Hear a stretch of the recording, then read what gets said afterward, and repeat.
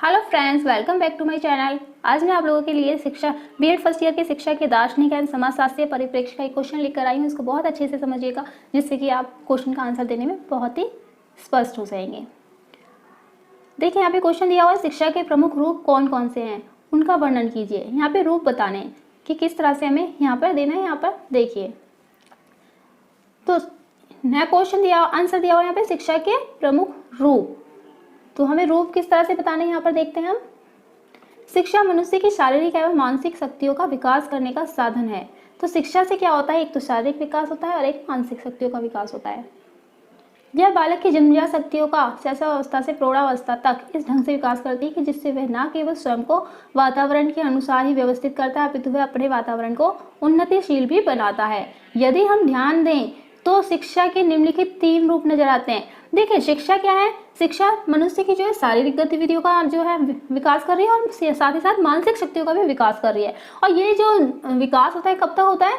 इस जन्म से शुरू हो जाता है। ये विकास जन्म से लेकर लास्ट मरने तक जो है व्यक्ति सीखता ही रहता है, कुछ ना कुछ अपने आस पड़ोस से सीखता है और कुछ स्कूल या विद्यालय में सीखता है। तो ये किस तरह से सीखा जाता है? इसके कितने रूप हैं? इसके 3 रूप हैं।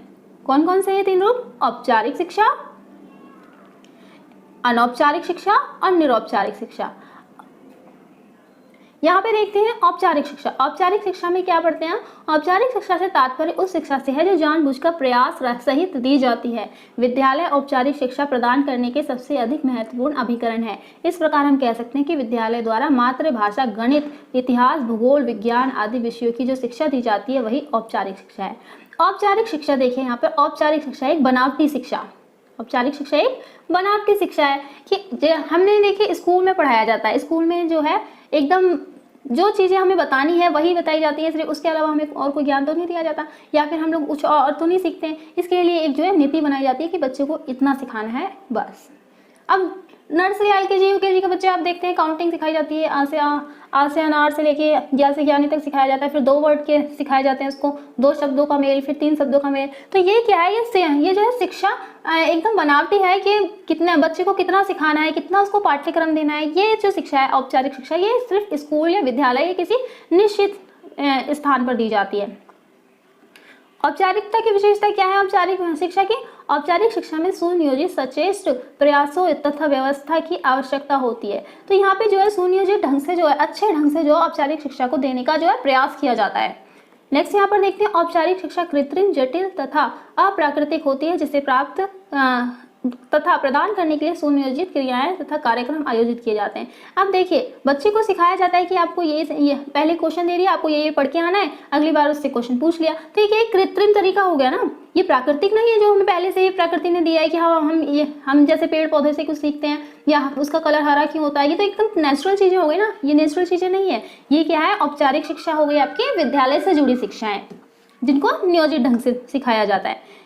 यह शिक्षा मूलतः विद्यालयों द्वारा प्रदान की जाती है। देखिए, स्कूल की अभी मैंने आपको बताया स्कूल की जो शिक्षा है वो ही औपचारिक शिक्षा है। तो यहाँ पे एक पॉइंट ये हो जाएगा कि विद्यालय द्वारा प्रदान की जाती है। नेक्स्ट यहाँ पर है, सामान्यतः औपचारिक शिक्षा का एक सुनिश्चित पाठ्यक्रम होता है जिसे एक सुनिर्धारित समय में पूरा करना होता है। अभी मैंने आपको बताया था स्कूल में जो शिक्षा होती है वो एक सुनिश्चित एकदम तय होती है कि ये पाठ्यक्रम बच्चे को सिखाना है। नेक्स्ट यहाँ पे देखिए, ये अत्यंत कष्ट साध्य है तथा परिश्रम चाहती है। तो यहाँ पे क्या है, बच्चे को दंड भी दिया जाता है अगर वो नहीं सीखता है, कि ये बच्चा सीख ले किसी तरह से, तो उसको क्या है, कष्ट होता है वो सीखने में, अपने आप से तो नहीं सीखता है ना उसे। इस प्रकार की शिक्षा जीवन पर्यंत नहीं चलती। जब तक बालक विद्यालय जाता है यह शिक्षा तभी तक चलती है। अब देखिए, बहुत से बच्चों का एडमिशन नहीं हो पाता है तो वो घर में रहकर कुछ भी नहीं सीख पाते हैं। तो ये शिक्षा जीवन पर्यंत नहीं चलती है, सिर्फ उस टाइम से चलती है जब तक कि बच्चा स्कूल में जाता है। ये जरूरी है स्कूल ही हो, स्कूल की जगह जो है आपके विश्वविद्यालय भी हो सकते हैं, कॉलेज वगैरह से भी आप शिक्षा या ले सकते हैं, या फिर इंस्टीट्यूट वगैरह जाते हो और ट्यूशन सेंटर जाते हो तो वहाँ से भी जो है निश्चित शिक्षा ही आपको सिखाई जाती है। नेक्स्ट यहाँ पर देखते हैं, औपचारिक शिक्षा मुख्यतः भौतिक होती है, जो हमें भौतिक साधन जुटाने की योग्यता प्रदान करती है। तो ये भौतिक है, जो है भौतिक साधन जुटाने के लिए जरूरी है। औपचारिक शिक्षा उद्देश्य से केंद्रित होती है, अर्थात औपचारिक शिक्षा के सुनिश्चित उद्देश्य होते हैं। तो जैसे कि अभी बताया था ये सुनियोजित होती है, तो इसका केंद्र क्या होता है? उद्देश्य। इसका उद्देश्य होता है केंद्रित होती है, और अर्थात औपचारिक शिक्षा के सुनियोजित उद्देश्य होते हैं। उद्देश्य होते हैं मतलब कि ये शिक्षा इतने टाइम तक पूरी करनी है हमको, तो ये एक उद्देश्य हो गया उसका। अब यहाँ पे नेक्स्ट देखते हैं आप, औपचारिक शिक्षा। औपचारिक शिक्षा क्या है? वह शिक्षा वह जो हम अपने जीवन के अच्छे बुरे अनुभवों से सीखते हैं। व्यक्ति जीवन पर्यंत यह आजीवन अनुभव प्राप्त करता रहता है। यह इस प्रकार वह अप्रत्यक्ष रूप से आजीवन शिक्षा प्राप्त करता है और अनुभव प्राप्त करने में हमारी सभी ज्ञानेंद्रियां लिप्त रहती हैं। इसे हम इस प्रकार भी कह सकते हैं कि अपनी विभिन्न ज्ञानेंद्रियों के द्वारा मनुष्य जो अनुभव प्राप्त करता है उनका कुल योग ही शिक्षा है। अब यहाँ पे आपको समझ तो आ ही गया होगा अनौपचारिक शिक्षा क्या। अनौपचारिक शिक्षा वह है जो कि हम जो है प्रकृति से प्राप्त कर रहे हैं। जैसे पेड़ पौधे हरे क्यों हैं, ये गुलाब में से खुशबू कैसी आती है, या फिर गेंदे के फूल की खुशबू किस तरह से होती है, गेंदे का फूल कैसा होता है, पीला होता है, और मिट्टी का रंग कैसा होता है, बादामी कलर का होता है। ये सारी चीजें हम कहाँ से सीख रहे हैं? नेचुरल तरीके से सीख रहे हैं, देख कर सीख रहे हैं कि हाँ इस तरह से चीजें होती हैं, और हम अपनी सारी ज्ञानेंद्रियां उसमें लगा देते हैं। आंखों से देखकर हम बताते हैं, नाक से सूंघकर बता सकते हैं, और क्या है कि छू कर बता सकते हैं। इस तरह से हम इसको अनौपचारिक शिक्षा को सीखते हैं। इसकी क्या विशेषता होती है यहाँ पर देख लेते हैं। विशेषता यहाँ पे दी हुई है, अनौपचारिक शिक्षा के लिए किन्हीं सचेत प्रयासों तथा व्यवस्था की आवश्यकता नहीं पड़ती है। इसे हम जीवन के लिए किए गए संघर्षों से स्वतः ही प्राप्त कर लेते हैं। अब मान लीजिए कहीं से गिरते हैं तो चोट लग जाती है। अब मुझे यहाँ पे दर्द का एहसास हो रहा है, दर्द का एहसास होगा तो फिर मैं अपने यहाँ ट्यूब लगाऊंगी ना, दर्द होगा तो इसीलिए क्या है, हमें खुद से एहसास होता है कि हमें ये काम इस तरह से करना है। अब देखिए चींटी को भी देखते हैं हम, तो चींटी बार बार प्रयास करती है अपने खाने को बार बार ऊपर ले जाने की। अब वो बार बार गिरती है लेकिन फिर भी प्रयास करती रहती है ना, तो वो सीखती है, वो संघर्ष कर रही है, तो अपने आप से सीख रही है ना, तो हम उसको देखकर भी सीखते हैं कि हाँ इस तरह से हमें शिक्षा मिलती रहती है। अनौपचारिक शिक्षा प्राप्त करने के लिए मनुष्य को अपने चारों ओर के वातावरण, परिवार, पड़ोस, समाज आदि पर मूल रूप से निर्भर रहना पड़ता है, क्योंकि यही अनौपचारिक शिक्षा के मुख्य स्रोत हैं। अब देखिए शिक्षा हम कहाँ से ग्रहण करते हैं? अनौपचारिक शिक्षा हम वातावरण से लेते हैं और परिवार से लेते हैं। जैसे परिवार में हमारे ये काम होता है, ये त्योहार इस तरह मनाते हैं, या फिर हमारे यहाँ जो शादियाँ होती है वो इस तरीके से होती हैं।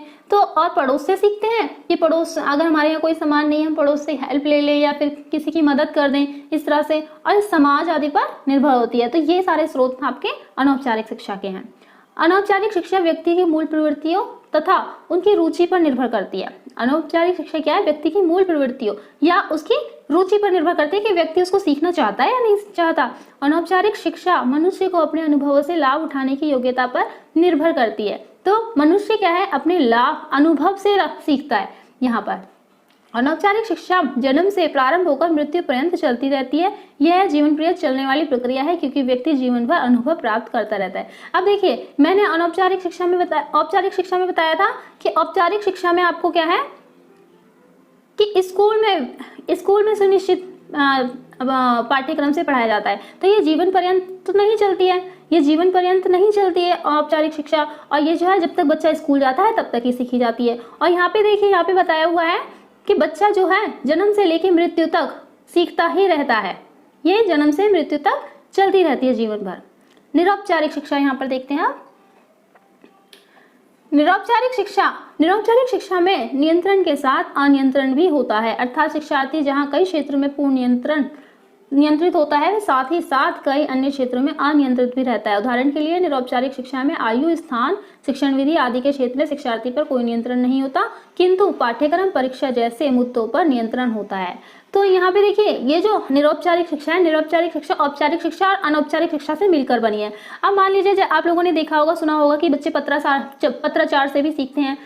ओपन स्कूल भी आपने सुने होंगे, ओपन स्कूल से सीखा जाता है। तो ओपन स्कूल में क्या होता है कि बच्चा घर बैठकर सीखता है, उसको स्कूल जाने की जो है प्रतिबंध नहीं होता है कि स्कूल जाकर ही सीखना है, उसकी इच्छा है वो जाए या फिर ना जाए। तो ये तो हो गई आपके अनौपचारिक शिक्षा। और औपचारिक शिक्षा में औपचारिक शिक्षा को इसमें जोड़ते हैं तो इसका हो गया कि ये जो शिक्षा है पाठ्यक्रम पर निर्भर है, निश्चित समय होता है इसको सीखने के लिए, और निश्चित पाठ्यक्रम होता है। तो निरौपचारिक शिक्षा, औपचारिक शिक्षा और अनौपचारिक शिक्षा का जो है जोड़ है। यहाँ पर देखते हैं विशेषताएं। निरौपचारिक शिक्षा औपचारिक शिक्षा के घुटनपूर्ण तथा बंधन युक्त वातावरण से शिक्षार्थी को मुक्ति दिलाती है। देखिए ये शिक्षा स्कूल में जाए बच्चा या ना जाए उसके ऊपर निर्भर करता है। ये क्या है? बंधन युक्त से मुक्ति दिला रहा है, बंधन युक्त नहीं है। निरौपचारिक शिक्षा अनौपचारिक शिक्षा जैसी उद्देश्य विहीन नहीं है। इसका एक निश्चित उद्देश्य होता है। देखिए अनौपचारिक शिक्षा क्या है, हम वातावरण से सीख रहे थे, उसमें क्या है कोई उद्देश्य नहीं होता है सीखने का कि हमें ये चीज़ सीखनी है या नहीं सीखनी है। तो यहाँ निरौपचारिक शिक्षा क्या करती है कि निरौपचारिक शिक्षा हमें उद्देश्य विहीन नहीं है, इसका उद्देश्य है कि हम शिक्षा को ग्रहण कर सकें, शिक्षा सीख सकें। ठीक है, नेक्स्ट यहाँ पर देखते हैं, निरौपचारिक शिक्षा अनौपचारिक शिक्षा के समान मापन के अयोग्य नहीं है, इसका मापन किया जा सकता है। तो निरौपचारिक शिक्षा क्या है, निरौपचारिक शिक्षा अनौपचारिक शिक्षा आपको बताया था कि प्रकृति से सीखा जाता है या परिवार पड़ोस समाज से सीखा जाता है, तो उसका मापन नहीं किया जा सकता कि क्या सीखना है या कितना सीखना है। लेकिन निरौपचारिक शिक्षा में जो शिक्षा हमें प्राप्त हो रही है वो उसका मापन किया जा सकता है। निरौपचारिक शिक्षा में परीक्षा की व्यवस्था के कारण शिक्षार्थी शिक्षा ग्रहण करने के लिए प्रेरणा प्राप्त करते रहते हैं। तो बच्चे को जो है बुक्स वगैरह अवेलेबल होती हैं कि बच्चे को ये चीज़ें सीखनी है, इस तरह से सीखनी है, और इसके एग्जाम भी होते हैं कि इस तरह से उसको क्वेश्चन आंसर जो है तैयार करने हैं, इस तरह से पेपर देना है। निरौपचारिक शिक्षा में एक निश्चित पाठ्यक्रम होता है, इस कारण छात्र व्यवहारों में वांछित परिवर्तन लाने में समर्थ होता है। तो यहाँ पे देखिए इसको निरौपचारिक शिक्षा में एक पाठ्यक्रम तैयार किया जाता है, जैसे कि औपचारिक शिक्षा में जो है स्कूल में जो पाठ्यक्रम तैयार होता है, वैसे निरौपचारिक शिक्षा में भी पाठ्यक्रम तैयार होता है। तो यहाँ पे अनौपचारिक शिक्षा से अलग है निरौपचारिक शिक्षा।